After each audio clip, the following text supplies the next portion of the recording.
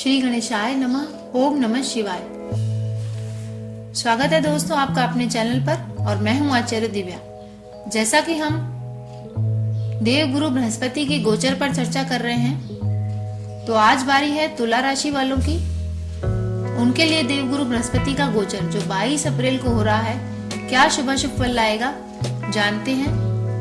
इससे पहले कि शुरू करूं, अगर आपको वीडियो पसंद आए तो वीडियो को लाइक कर लीजिएगा, कमेंट में लिखिएगा ओम नमः शिवाय, और चैनल पर अगर नए हैं तो प्लीज रिक्वेस्ट है आप चैनल को सब्सक्राइब जरूर कर लीजिएगा। देखिए, देव गुरु बृहस्पति तुला राशि वालों के लिए तीसरे और छठे भाव के स्वामी होते हैं और तुला राशि से 7वें भाव में देव गुरु का यह गोचर हो रहा है। बृहस्पति देव का यह गोचर आपके जीवन में बहुत ही महत्वपूर्ण बन के आएगा, क्योंकि आपके जीवन में ये काफी चेंजेस लेकर आएगा। अगर आप किसी व्यापार से जुड़े हैं तो विश्वास मानिए, आपका व्यापार इतना फलेगा फूलेगा जितना आप कई दिनों से उसको करने की सोच रहे थे, क्योंकि देव गुरु विस्तार के कारक होते हैं। और अगर आपको भाव के कारक यानी कि कुंडली में भाव कैसे गिनते हैं, 7वें भाव से क्या देखते हैं, पहले भाव से क्या देखते हैं, इस सब की जानकारी चाहिए तो आप मेरे पुराने वीडियोस देखिए।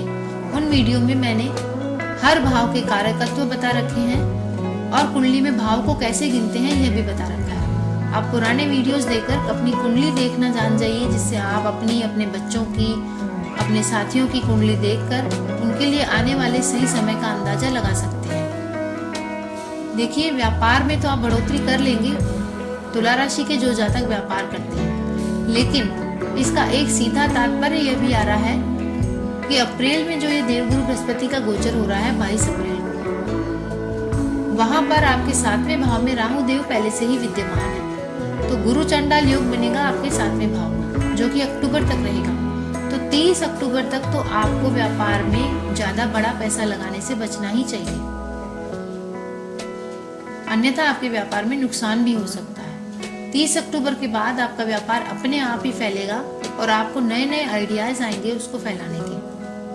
देखिए, विवाहित जातकों की बात करें तो जिनकी शादी हो चुकी है, उनके जीवन में जो कलेश चल रहे थे उन पे अब थोड़ा सा लगाम लगेगी, क्योंकि राहु देव आपके 7वें भाव में बैठकर आपकी गृहस्थी को कोर्ट तक भी लेकर गए थे।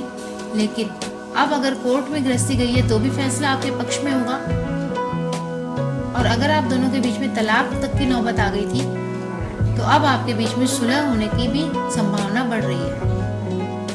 तो व्यापार के साथ साथ दाम्पत्य जीवन में भी अक्टूबर के बाद अच्छे समय की शुरुआत आप मान लीजिए हो जाएगी। आप अपने जीवन साथी के साथ निकटता का भी अनुभव करेंगे। बात करें देवगुरु बृहस्पति की दृष्टियों की। देखिए, बृहस्पति देव को 3 दृष्टियां मिली हुई होती हैं, 5वीं, 7वीं और 9वीं। तो 5वीं दृष्टि तुला राशि वालों के एकादश यानी 11वें भाव पर पड़ेगी, और 11वां भाव होता है आपकी इच्छा पूर्ति का, आपके लाभ का। तो आपको लाभ तो होगा, निश्चित रूप से होगा, आपके व्यापार से हो या आपकी नौकरी से हो या आपको प्रमोशन के रूप में हो, और वैवाहिक जीवन में लाभ होगा आपको संतान प्राप्ति के रूप में। अगर आप काफी समय से संतान की प्लानिंग कर रहे थे तो अप्रैल के बाद आपको संतान प्राप्ति के योग भी बनेंगे, और आपके मित्रों में, आपकी साथियों में आपकी पैठ बनेगी, यानी आपकी पहुंच और प्रसिद्धि भी बढ़ेगी अप्रैल के इस गोचर के बाद। लेकिन आपको धैर्यपूर्वक आगे बढ़ना है, क्योंकि अप्रैल से अक्टूबर का समय आपके लिए काफी चैलेंजिंग रहने वाला है। ये जो भी गेन है, जो भी लाभ है, आपको सितंबर से दिसंबर के बीच में मिलेंगे। इस बीच आप छोटी छोटी यात्राएं भी कर सकते हैं जो आपके मनोबल को बढ़ाएंगी, और आपके वर्किंग प्लेस में आपको अपने सहयोगियों का साथ मिलेगा, आपको काम में आगे बढ़ने का काफी मौका मिलेगा।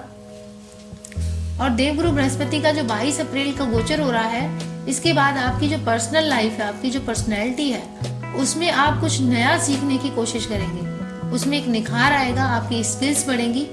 आपने कोई कोर्स ज्वाइन करना चाहा या आप अपनी पर्सनैलिटी में निखार लाना चाह रहे थे, पहले जो कि आपने अपने गुणों को दबा रखा था, अब वो गुण उजागर होंगे अप्रैल के बाद। तो आप अपने गुणों से भरपूर फायदा उठाइए, और देवगुरु बृहस्पति के गोचर को और लाभप्रद करने के लिए उपाय क्या करने हैं आपको, आइए ये जान लेते हैं।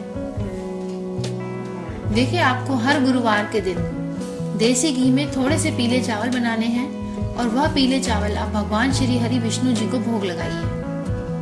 देखिए, गुरुवार के दिन आपको पीले रंग की कोई भी मिठाई या पीले रंग का हलवा केसर में आप बना सकते हैं, बनाकर आप भगवान श्री हरि विष्णु जी को भोग लगाइए और विष्णु मंत्र का जाप करिए, राम दरबार की पूजा करिए और गुरुवार के दिन मंदिर में आप श्री राम मंदिर में जाइए, विष्णु जी के मंदिर में जाइए, वहां जाकर विष्णु सहस्त्र नाम का पाठ करिए या सुनिए।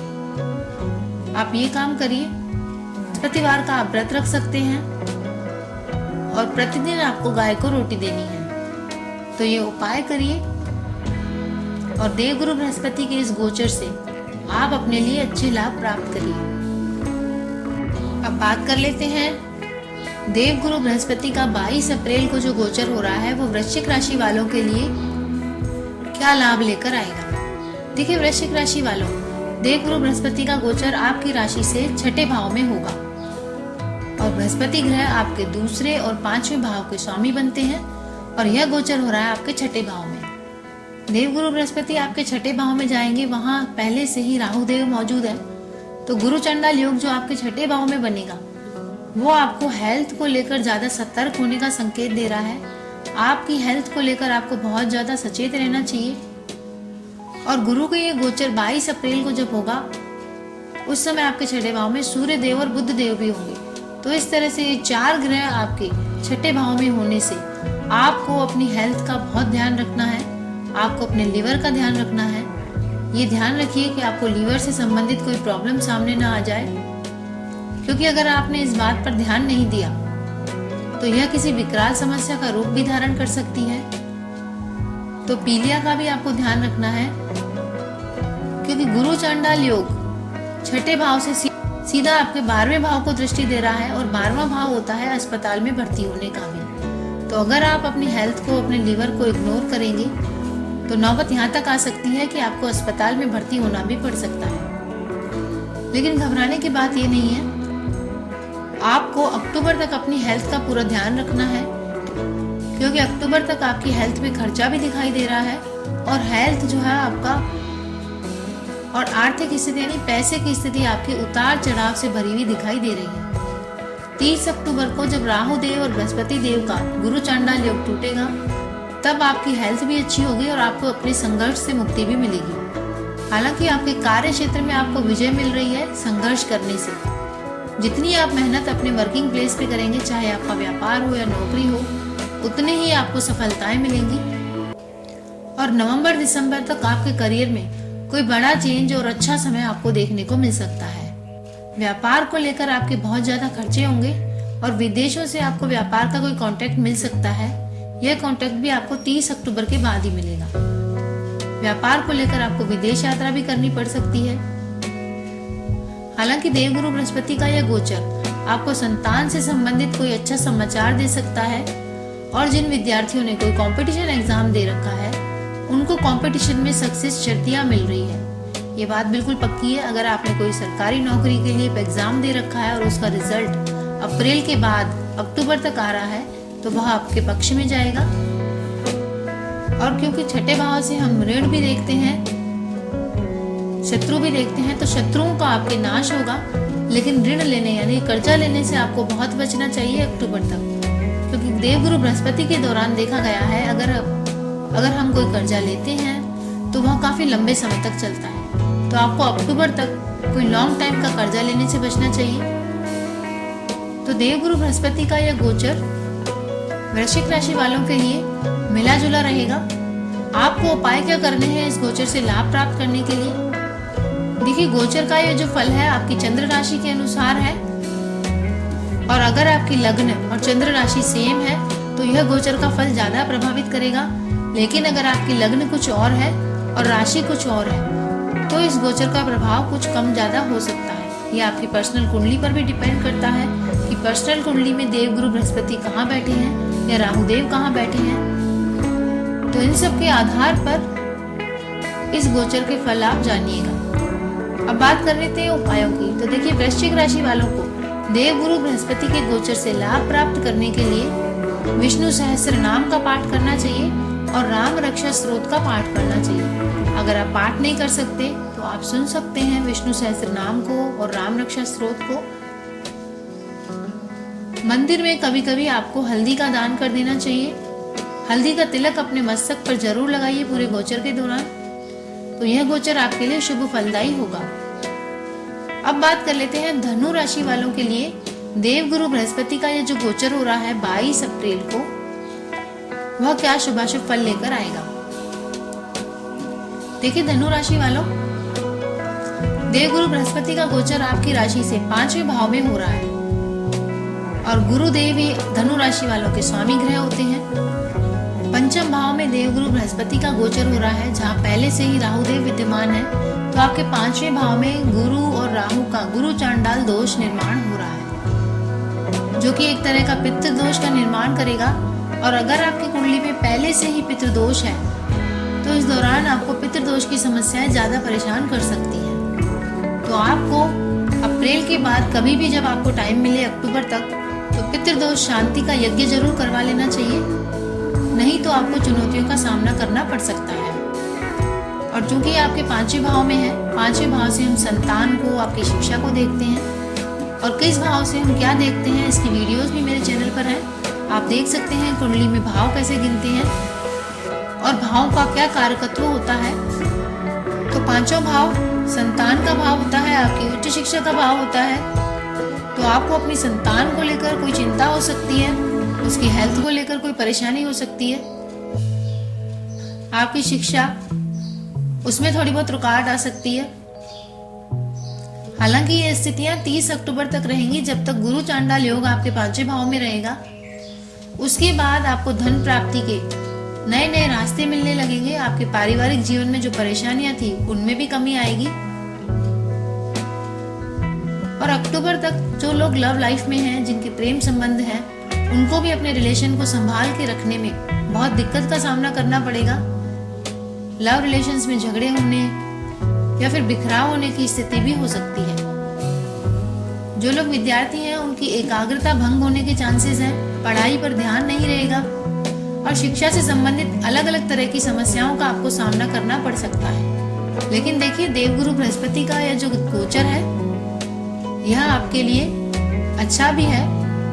समस्याएं तो आपके जीवन में आएंगी, लेकिन एक अच्छी बात यह होगी कि इन समस्याओं से निकलने के लिए आपको भाग्य का पूरा सहयोग मिलेगा, जिससे आपके बिगड़ते हुए काम धीरे धीरे बनने लगेंगे और आपका जो सेल्फ कॉन्फिडेंस है वो नहीं टूटेगा। आप संघर्ष करने के लिए तैयार रहेंगे और अक्टूबर के बाद आपकी जो जीवन की समस्याएं हैं, चाहे पढ़ाई की हो, चाहे विवाह की हो या संतान की हो, ये चिंताएं दूर होने लगेंगी। देवगुरु बृहस्पति की अगर दृष्टियों की बात करें तो देखिए 5वीं, 7वीं और 9वीं दृष्टि आपके भाग्य स्थान पर पड़ेगी, जिससे आपके भाग्य में चमक आएगी। आपके 11वें भाव यानी लाभ भाव पर देवगुरु की दृष्टि पड़ेगी, तो आपको लाभ तो होते रहेंगे, उसमें कहीं कोई शंका नहीं है।